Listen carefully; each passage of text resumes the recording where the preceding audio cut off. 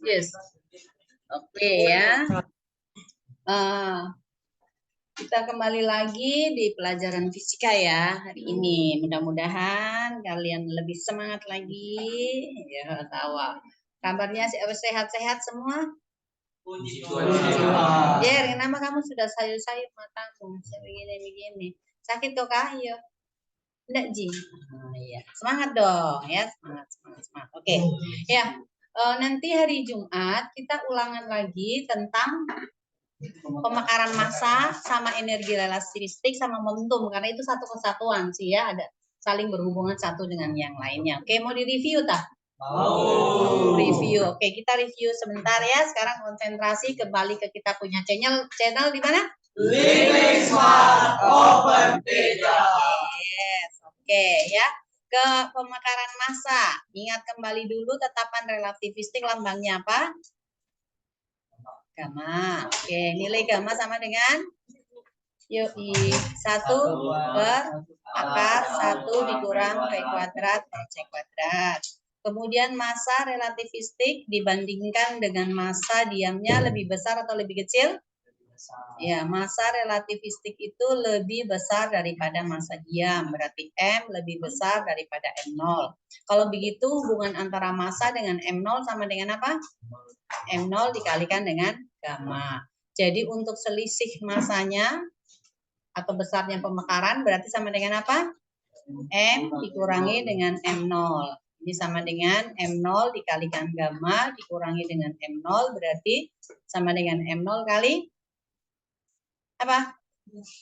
Gamma dikurang 1. Oke, ini adalah delta M. Kalau kita cari persentasenya daripada delta M, ya, berarti sama dengan apa? Gamma dikurangi 1, ini kita kalikan dengan 100% ya, jadi cukup gampang. Nah, kemudian hubungannya dengan energi nih. Energi sama Einstein dirumuskan sama dengan apa? MC kuadrat. M tadi sama dengan M0 kali gamma ya, berarti C kuadrat. M0 C kuadrat sama dengan E0 dikalikan gamma berarti ya. Nah, sekarang berarti E akan sama saja dengan E0 ditambah dengan EK.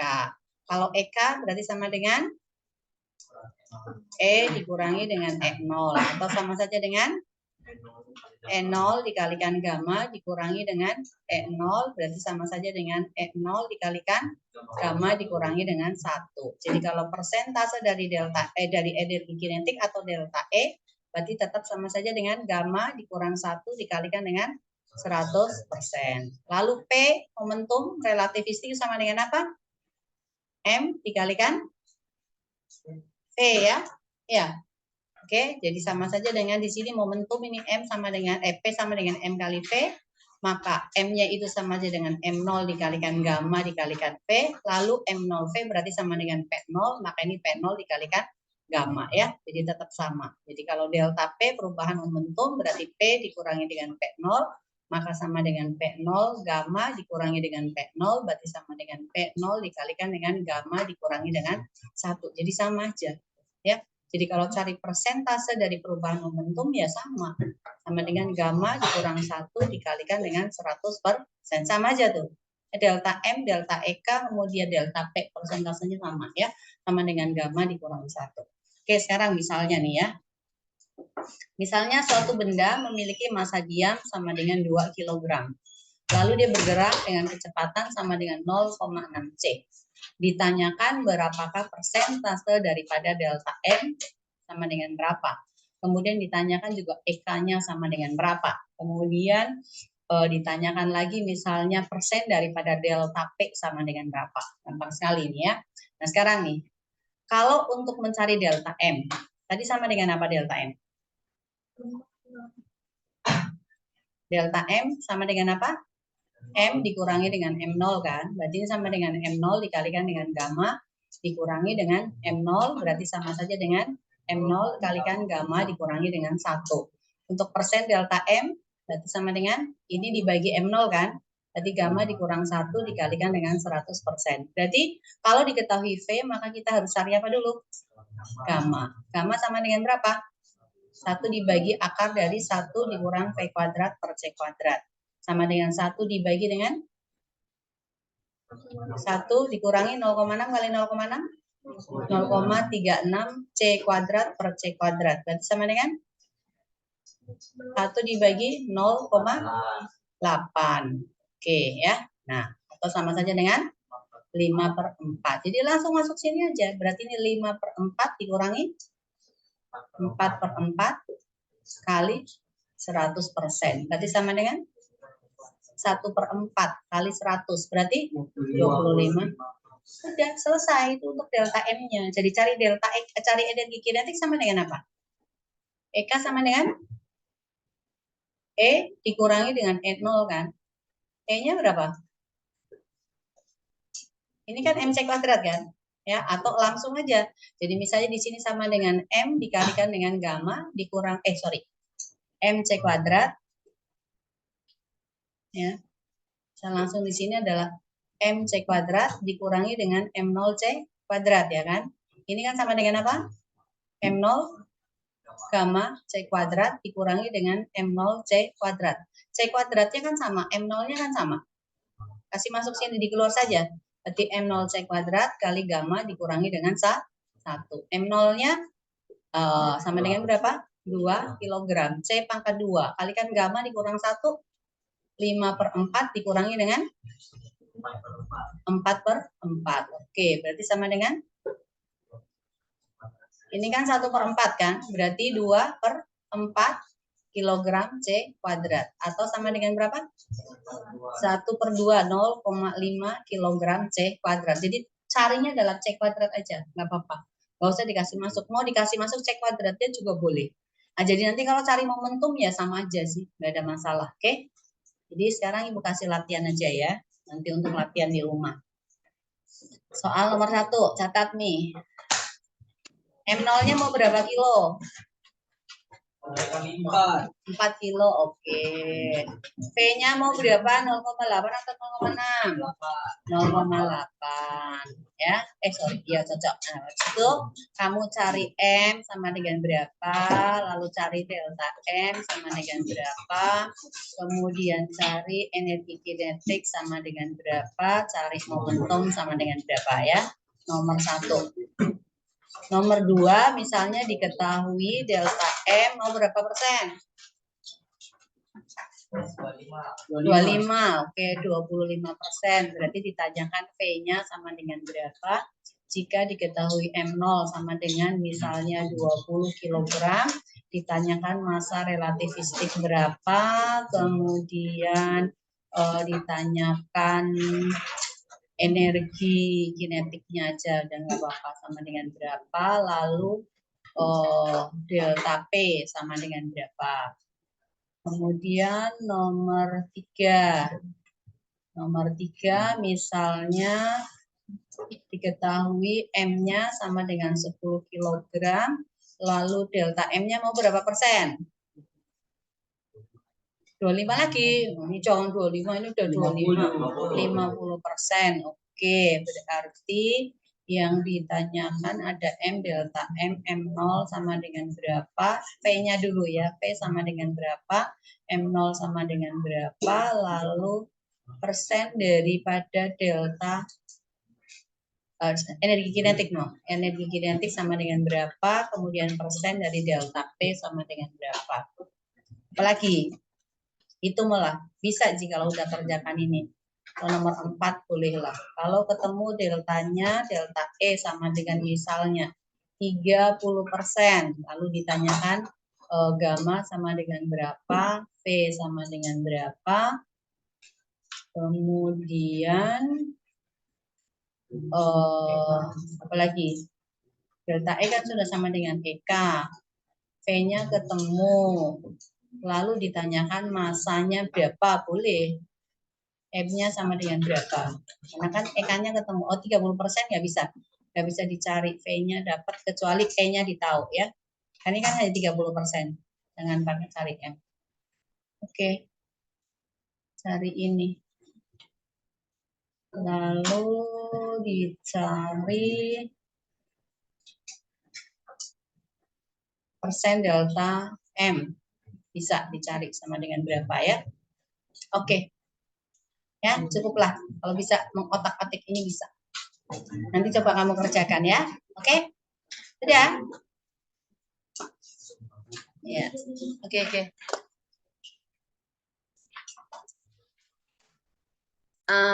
Sebelum share ke PowerPoint, Ibu mau jelaskan dulu aja yang menggunakan ini supaya langsung jadi satu gitu.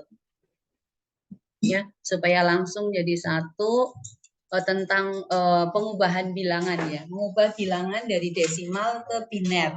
B itu berapa ya? 2 ya. Bilangan biner itu artinya bilangan berbasis 2 ya. Nah, kalau bilangan itu berbasis 2, ada yang tahu artinya berbasis 2 itu apa? Hanya terdiri dari 2 angka, kode angka. Nah, 2 kode angka, biasa angka dipakai itu mulai dari angka berapa? 0 ya. Ada kalau berurutan kan 0, 1, 2 sampai dengan angka berapa? 9 ya, iya, sampai dengan angka 9. Nah, jadi untuk yang biner itu hanya bisa dinyatakan angkanya itu dalam 0 dengan 1. Kalau desimal itu sampai dengan 10. 10-nya nggak dipakai. Jadi kalau 10 berarti mulai dari 0 itu jumlahnya bilangan ada 10 berarti sampai di berapa? Sampai di angka 9 ya, sampai di angka 9 ya. Jadi itu untuk yang bilangan desimal. Nah, kita akan mengubah bilangan desimal ke bilangan biner atau bilangan biner ke bilangan desimal. Ya, caranya gimana? Sebutkan angka bilangan desimal, terserah kalian. Mau angka berapa? Yang ratusan gitu. 200 berapa? Hah? Jangan pakai koma. Loh, bilangan ratusan enggak pakai koma, enggak pakai desimal. 259. Nah, ini akan kita nyatakan menjadi bilangan berbasis 2 atau bilangan biner ya. Nah, ke basis 2 atau bilangan biner, caranya adalah 259 ini kita bagi dengan angka 2. Hasilnya berapa? Perhatikan ke depan, Bril, Clarence. Semua perhatikan ke depan ya. Ya, oke. Dibagi 2 dapat berapa nih? 1, 2, 8. Ada sisanya enggak? Berapa sisanya? Kenapa nih?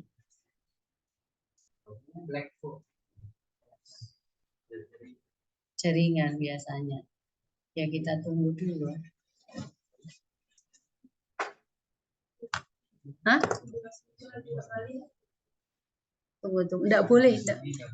Oke. Oh iya, ya. Kenapa? Oh, 129 bukan 128 ya. Oke ya. Ini 129. Jadi bulatnya saya diambil ya, 129, sisanya berarti berapa? Bukan 0,5, sisanya angka berapa? 1 kan?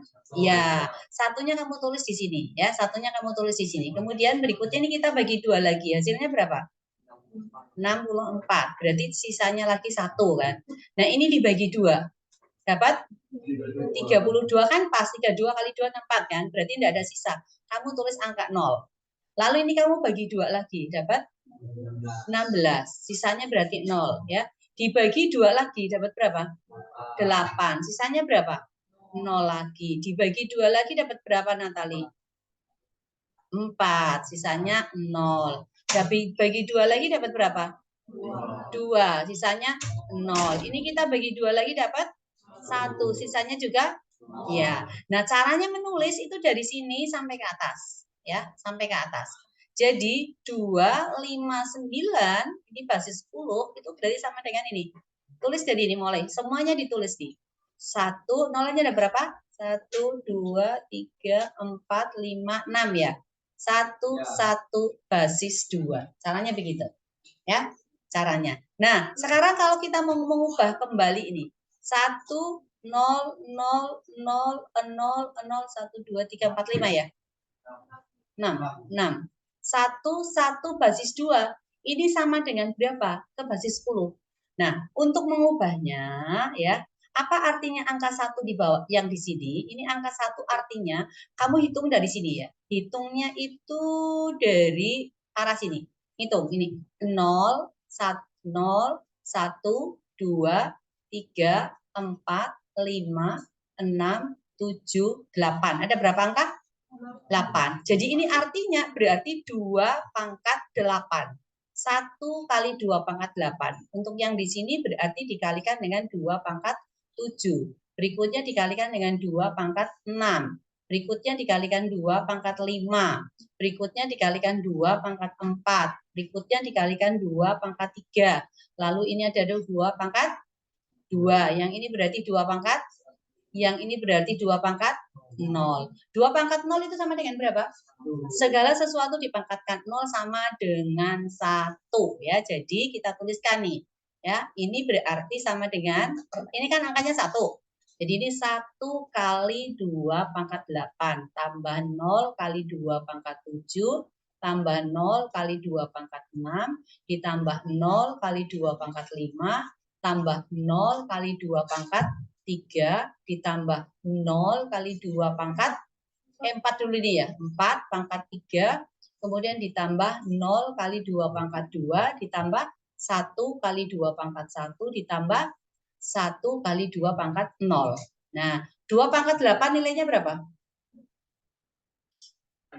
2 pangkat 8? 256. 256. Ini 0, berarti ya kamu 0, tambah 0, tambah 0, tambah 0, tambah 0, tambah 0. Lalu ditambah dengan 2 pangkat 1, 2. 2 pangkat 0 plus 1. Ini kita tambahkan jadi berapa? 259. Ya, caranya begitu. Ya, it's so easy ya, gampang sekali. Ya. Nah, sekarang berikutnya lagi ya, kalau misalnya kita mau mengubah ke basis 5 gitu. Jadi misalnya ada angka dari basis 2. 111100111 basis 2 sama dengan titik-titik basis 5 ya. Kalau basis 5 berarti angkanya terdiri dari angka berapa saja? Basis 10 kan 0 sampai 9. Enggak ada angka 10. Basis 2 hanya 0 dengan 1, enggak ada angka 2. Jadi kalau basis 5 berarti 0 sampai dengan 4. Oke ya, 0 sampai 4. Dan sekarang kita rubah dulu nih ya. Yang ini 111100111 basis 2 ke basis 10 dulu. Berarti ini 1 kali 2 pangkat, kamu hitung dari sini. 0, 1, 2, 3, 4, 5, 6, 7. Berarti ini 2 pangkat 7. Tambah 1 kali 2 pangkat 6. Tambah 1 kali 2 pangkat 5. Tambah 1 kali 2 pangkat 4. 4 kan satunya kan? Habis itu 0 kan? Berarti 0 kali 2 pangkat 3. Tambah 0 kali 2 pangkat 2. Lalu tambah 1 kali 2 pangkat 1. Ditambah 1 kali 2 pangkat. Oke. Sekarang 2 pangkat 7 itu berapa? 256. 2 pangkat 128. Oh. Ya, 128. Oke. Berarti ini 128. 2 pangkat 6? 64. 2 pangkat 5? 32. 2 pangkat 4? 16. Ini 0 tambah 0 tambah 2 ditambah 1. Oke, kita jumlahkan nih ya. 64 tambah 16? 80. Oke, lalu 128 tambah 2? 130. 32 tambah 1? 33 tambah 210. 243. Nah, setelah dapat ini kan sudah basis 10. Lalu 243-nya, 243 karena mau mengubah ke basis 5, kamu bagi dengan angka 5. 245 dibagi 5 dapat berapa? 48 kan? Ya, 48. Sisa berapa? 3. Ini dibagi 5 dapat berapa? 9. Sisa 3. Dibagi 5 dapat 1. Sisa 4. Nah, nulisnya ke atas. Jadi ini berarti sama dengan 1, 4, 3, 3 basis 5. Ya, caranya seperti itu. Nah, lalu ada lagi, nanti bisa dirubah ke basis 6, basis 7, basis 8, basis 9. Caranya tetap sama. Nah, sekarang bagaimana dari desimal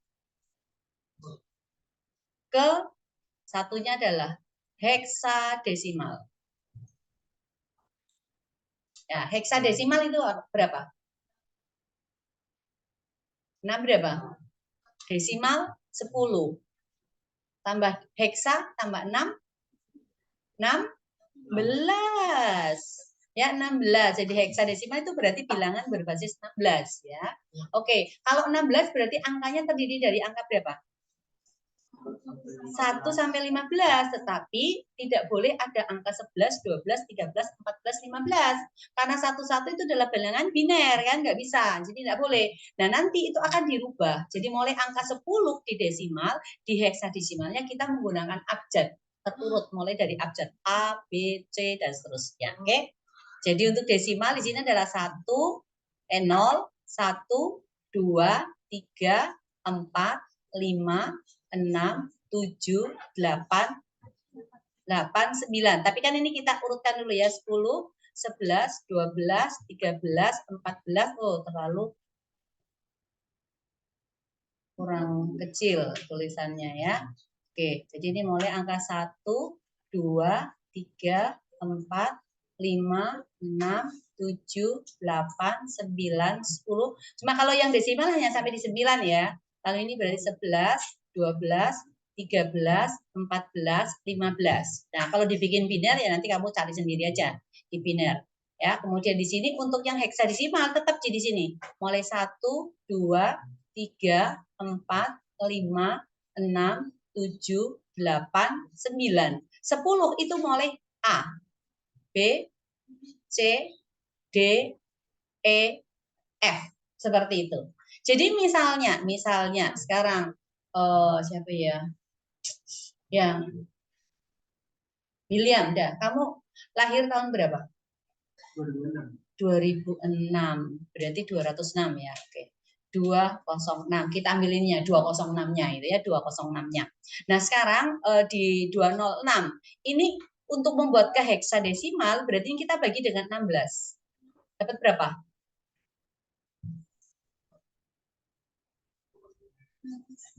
Satu kan? Berarti 46. 46 dapat berapa? 12 kan? Ya, 12. 12 kan 24. Apa? 32. 32 berarti sisa berapa? 14. Oke. Ini ke sana kan? Nah, sekarang ini nggak boleh ditulis 12, 14. Nggak boleh. 12 itu apa? Jadi 206 ini sama saja dengan C. Kemudian apa? D.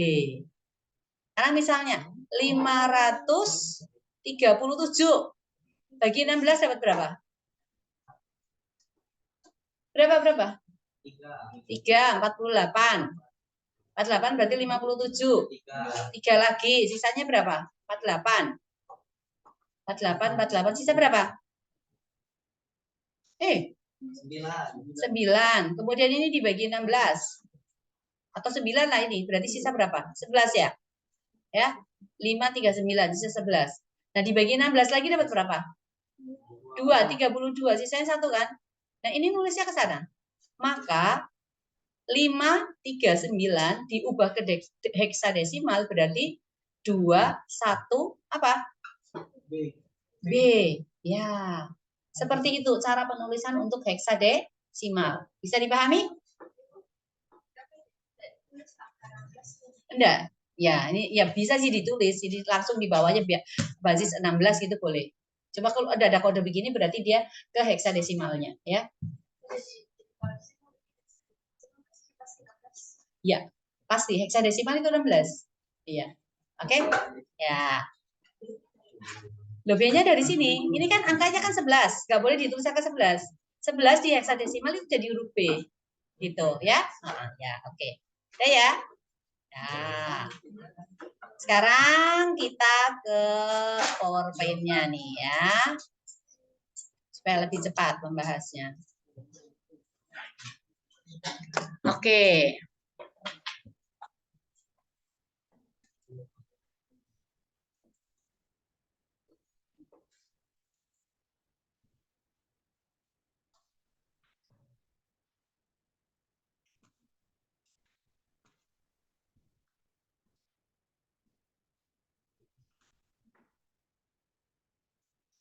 Nah, keluar ya. Ya, oke ya. Sekarang kita ke sini nih. ke bab 9 tentang teknologi digital. Tadi sudah bagian daripada intinya daripada teknologi digital, untuk yang hitungannya itu di situ ya. Nah, jadi ini yang akan kita pelajari di sini itu tentang apa saja ini? Ada bilangan. Tadi kan ada bilangan biner dengan heksadesimal. Jadi kita udah bahas tadi ya, biner dengan bilangan heksadesimal. Kemudian di transmisi data ini kita akan masuk ada juga sinyal. Sinyal itu nanti ada sinyal analog dan digital. Nah, nanti kalian mencari apa keunggulan dari sinyal digital dibandingkan dengan analog. Kemudian metodenya, lalu ada media. Di medianya ini ada kawat tembaga, kemudian ada kawat koaksial, kemudian ada apa ini? Kabel apa? Ya, kemudian berikutnya apa lagi? Ada serat optik. Nah, dari keempatnya ini ada kabel kawat tembaga, kemudian koaksial, kemudian ada kabel apa? Pasangan terpilin, ya pasangan terpilin, kemudian ada juga kabel serat optik. Nah, dari keempat kabel itu yang mana yang paling baik digunakan? Ya, terus keuntungannya apa dari yang terbaik itu? Nah, kemudian berikutnya penyimpanan data. Ya, penyimpanan data sekarang kan sudah makin berkembang ya. Tadinya yang flash disk itu sudah hanya dalam mega, lalu sudah dapat dalam giga, sekarang udah lagi canggih lagi, sudah dalam apa penyimpanannya? Yo, benda kecil itu bisa menyimpan data begitu besar gitu ya. Ya itu ya. Nah, dulu-dulu ini waktu zamannya ibu kuliah ya, masih pakai WS berapa ya dulu ya, Windows ya, baru Windows itu masih pakai ini, masih pakai compact disk ya dulu. Ya. Nah, ada compact disk, kemudian ada flash floppy disk ya, nanti kita akan lihat ya. Oke. Nah, sekarang yang ini yang kita sudah bahas tadi nih ya. Ini kita udah bahas tadi tentang bilangan biner ya, tentang biner dan heksadesimal ya. Ini contohnya. 6 ya. 6 kita tuliskan dalam bilangan biner dibagi dengan 2 dapat berapa? 3, sisanya 0, kemudian 3 dibagi 2 dapat 1, sisanya 1. Berarti dituliskan 1, 1, 0 ya. Nah, lalu ini nah, ini ya, ini kamu hafal ini. 1 bait itu sama saja dengan 8 bit. Ya, ini aja bait ke bit. Kalau ke kilobit kan gampang. 1 kilobait itu sama dengan 1024 bait ya, dan seterusnya. Nah, bait itu apa? Itu merupakan satuan yang digunakan untuk menyatakan sebuah karakter. Nah, nilai-nilai yang tersimpan pada sebuah CD itu ditampilkan dalam bilangan 2 bait. Ya. 1 bait itu 8 bit. Kalau 2 bait berarti berapa? 16 bit ya, 16 bit ya, itu dalam 16. Jadi semuanya kelipatannya adalah kelipatan 16. Kelipatan 16 berarti mulai dari angka berapa? 32, 16, 32, terus 64 dan seterusnya ya. Oke, 48 ya, boleh. Nah, oke. Nah, ini tadi ini antara bilangan desimal kemudian ke bilangan heksadesimal dan ini ke biner. Ke biner ya caranya seperti tadi. Kemudian berikutnya ini adalah sinyal analog digital ya. Sinyal analog digital itu merupakan apa itu? Bagian atas coba dibaca.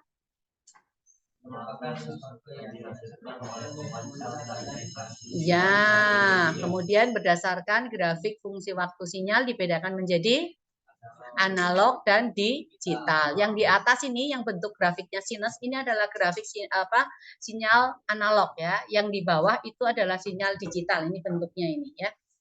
Oke. Kemudian ini sinyal analog dan digital untuk dalam bentuk yang lainnya ini ya grafiknya ya. Ini ada sinyal analog, kemudian ini adalah samplingnya dan seterusnya ini. Nah, lalu di sini bagian ini adalah bagaimana sinyal itu ya dari sinyal analog ini bisa disimpan ya, prosesnya itu seperti apa ya ini.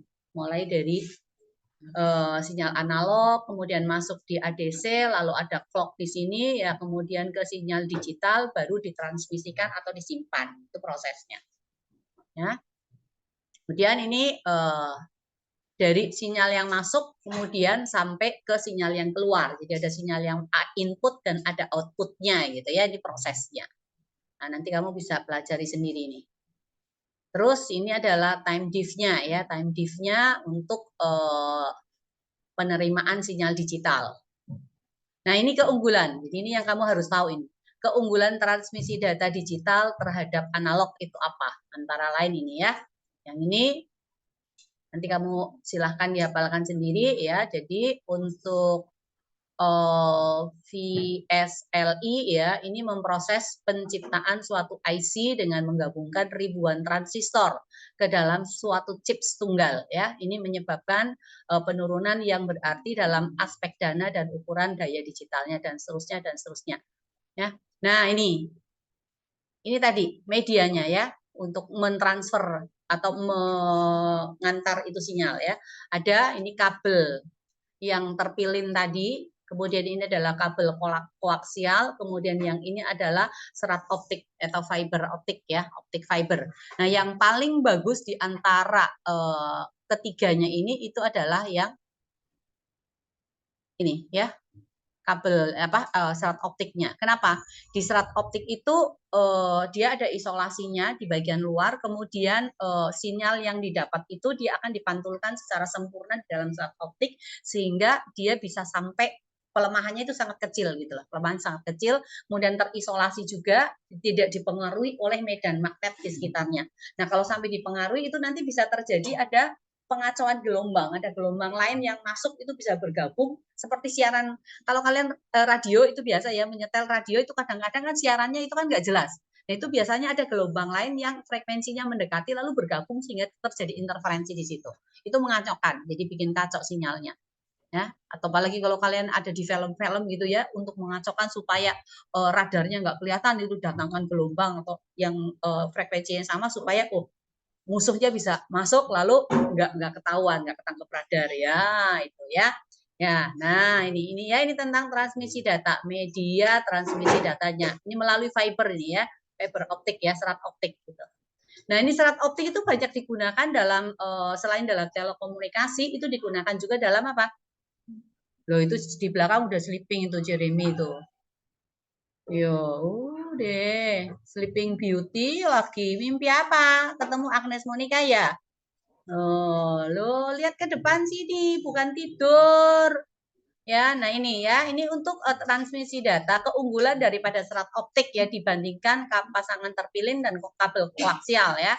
Ini ya, bandwidth-nya itu lebih besar, kemudian ukurannya lebih kecil dan lebih ringan, kemudian pelemahan sinyalnya juga ini lebih rendah ya. Lalu isolasi terhadap elektromagnetik sehingga tidak mudah terkena interferensi. Kemudian jarak antarnya itu juga jadi lebih jauh.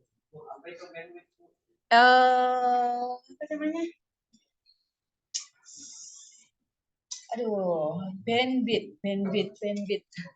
Jadi dia bandwidth-nya itu lebih besar, jadi kemampuannya untuk menghantarkan sinyalnya itu ya, seperti itulah.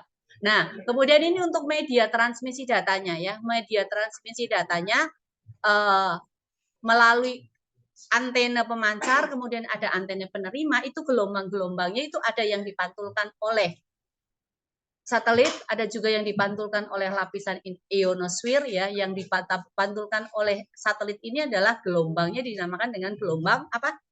Yang di atas itu gelombang angkasa. Kemudian yang dipantulkan oleh lapisan ionosfer itu apa? Gelombang apa?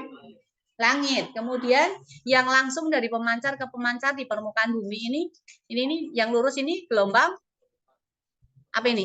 Angkasa juga. Kemudian ada lagi yang lewat di permukaan bumi. Jadi gelombangnya ada beberapa, ada gelombang permukaan, ada gelombang angkasa, ada gelombang langit, ada gelombang angkasa juga ini ya. Yang angkasa itu dipantulkan oleh apa namanya satelit juga bisa langsung ini ya, seperti itu. Nah ini prinsip kerja telepon seluler ya. Sekarang udah makin canggih ya telepon selulernya, radiasinya udah semakin tinggi ya. Telepon seluler sekarang udah sampai di 5G ya. Ya, semuanya sudah pakai HP 5G.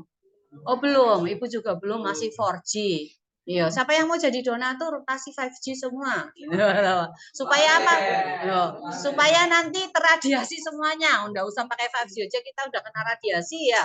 Ya, terpolusi ini dunia ini sekarang ini sudah polusi gelombang elektromagnetik udah luar biasa. Kenapa? Istirahat ya? Atau enggak? Belum. Oke.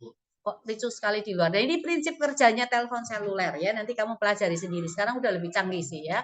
Lalu ini compact disk gimana ya? Nah, sekarang ini ke sini nih. Bagaimana untuk tentang compact disk besar penyimpanan datanya ya? Besar penyimpanan datanya. Sekarang misalnya ini ada informasi yang dicetak pada sebuah CD dengan laju 36.000 kata per skon. Artinya dalam satu skon dia bisa menyimpan 36.000 kata gitu ya. Nah, kemudian informasi ini terdiri dari 32 bit kata. Berarti ada dua saluran ya, karena tadi kan dalam penyimpanan itu hanya ada 2 byte kan, 2 byte berarti 16 bit ya. Jadi kalau 32 berarti 2 saluran kali 16 bit.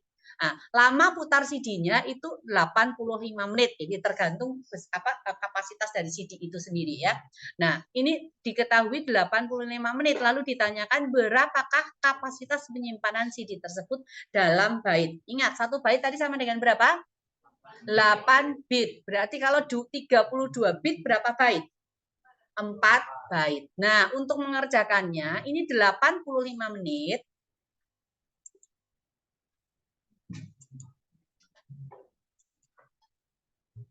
Loh, kenapa ini? Oke, bentar. Ya, kan hilang ya, di sini hilang. Di layarnya Ibu hilang.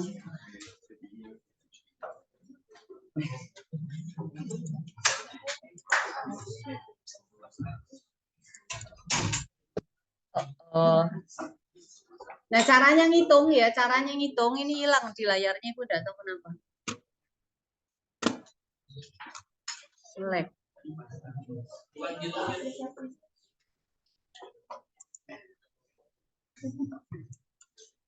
Ya,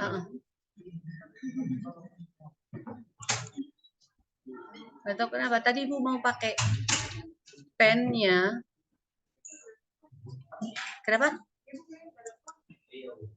Enggak, masih rekam kok. Ya, oke, ya. Sekarang ini. Sekarang ini. Ini 36, ini kecepatannya ya, kecepatannya ya sama dengan 36.000. Nah, informasinya itu terdiri dari 32 bit. 32 bit itu berarti sama dengan berapa byte tadi? 4 byte ya. Nah, jadi sekarang kalau waktunya itu putarnya adalah 85 menit untuk mencari berapakah kapasitas daripada CD tersebut, ini 85 menitnya itu kita jadikan ke detik. Jadi 85 menit ubah ke detik kali berapa? 60.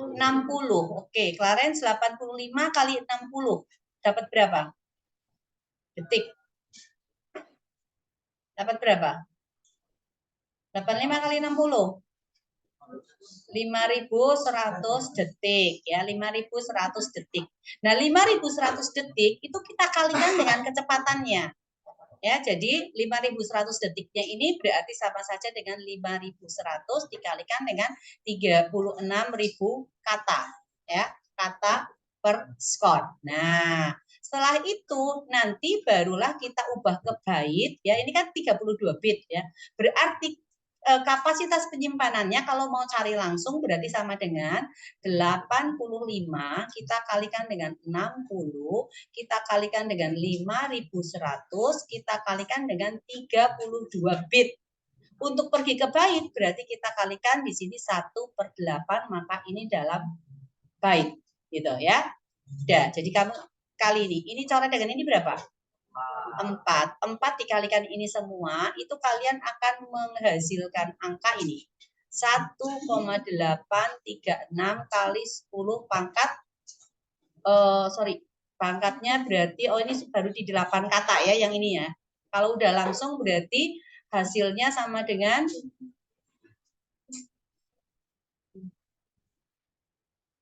dikali langsungnya sama dengan ini. 7,34 kali 10 pangkat 8 ini dalam byte. Ya, dalam byte. Nah, kalau kita mau ubah 10 pangkat 8-nya pergi di mega, nggak apa-apa. Mega itu 10 pangkat berapa nanti? Hah? 10 pangkat berapa? Pangkat berapa nanti?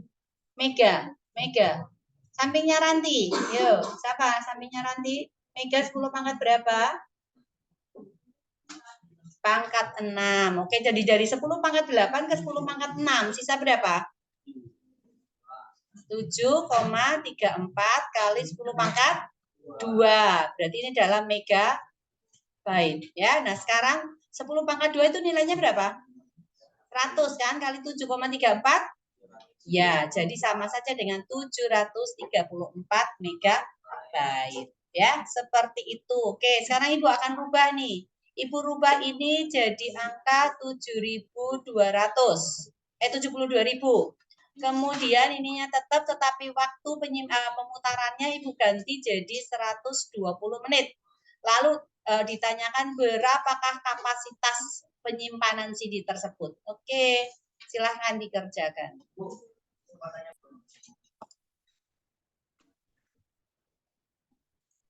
Oke, sekarang ke berikutnya.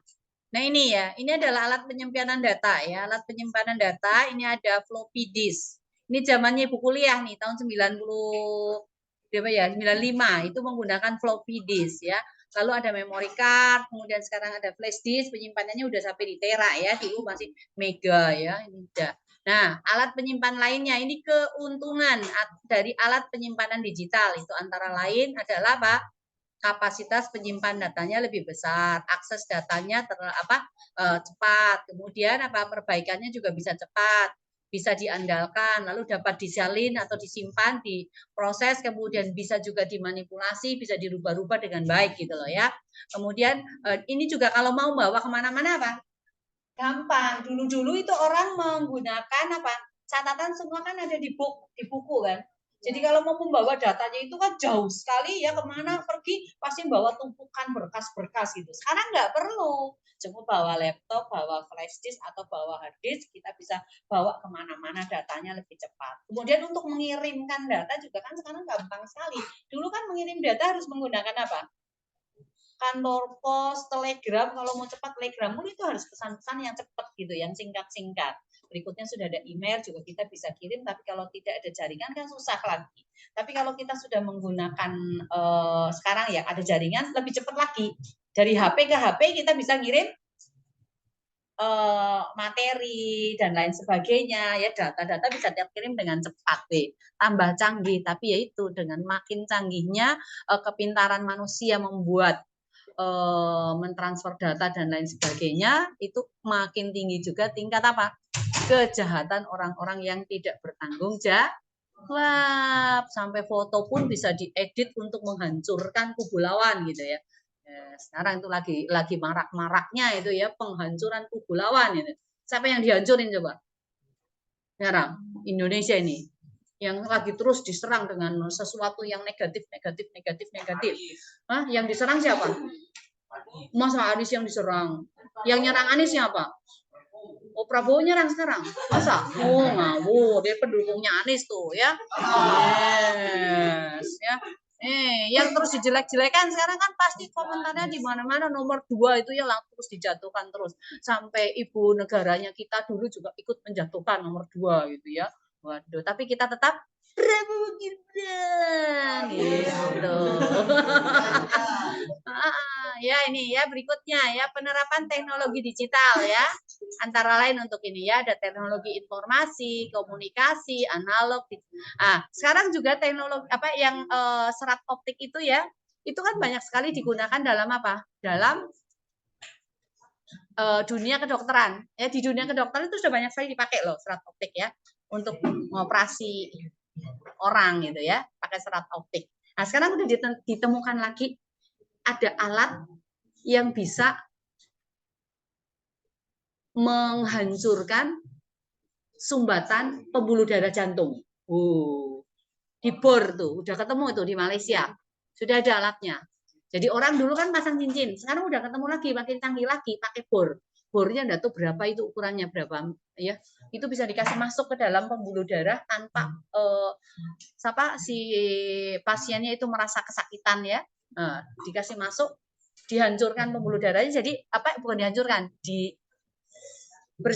dibor gitu ya, supaya lubang pembuluh darahnya itu kembali normal kembali, lalu aliran darahnya bisa lancar lagi. Jadi nggak perlu pakai pasang cincin lagi, nggak perlu bypass lagi. Cuma nggak tahu biayanya berapa. Tapi jangan sampailah kita kena seperti itu. Caranya gimana? Hidup sehat, makan yang sehat, jangan menggemukkan badan, tetapi kuruskan badan. Oh Pak, saya. Ya oke. Apa? Kenapa? Selang, oh iya itu selang untuk kateter itu kan hanya seperti selang biasa itu kan, untuk melancarkan cairan saja. Jadi airnya langsung keluar itu seperti selang-selang biasa aja untuk aliran air ya. Beda serat optik itu beda. Serat optiknya itu nanti bisa di bagian ujung itu dipasang kamera untuk melihat itu kalau masuk mulut kalau mau endoskopi ya atau mau lihat bagian di dalam di lambung ada apa saja itu masuk ke dalam ya itu pakai itu serat optik masuk ada kameranya di ujung supaya kamera itu bisa menangkap sinyal apa gambar-gambarnya itu diteruskan oleh serat optiknya kemudian itu digabungkan ke layar komputer jadi kita bisa melihat di dalamnya itu dokter bisa lihat gitu ya iya oke habis materinya ya oke ya ibu kasih N aja ya